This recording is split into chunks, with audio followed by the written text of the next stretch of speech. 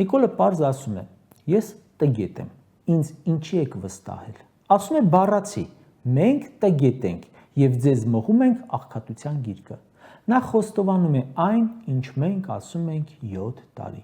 Սա նշանակում է, որ շուտով սպասվող արտահերթ կամ հերթական գործընթացներում ևս մեկ անգամ նրանց վստահելով, ընդհանրապես թույլ ես տալիս, որ անցնի ևս 5 տարի, դու այդ ընթացքում մնաս նույն վիճակում կամ ավելի վատ վիճակում, ինչպես ցույց տվեց փորձը։ Իր թիմը էլի հարստանա, ինչպես ցույց տվեց փորձը, ու քեզ ասի 13 տարի մնացել եմ նույն դասարանի վրա։ Բայց նա 13 տարի չի մնա նույն դասարանի վրա, որովհետև արդեն սկսել է այդ դպրոցի, այդ դասարանի քանդումը։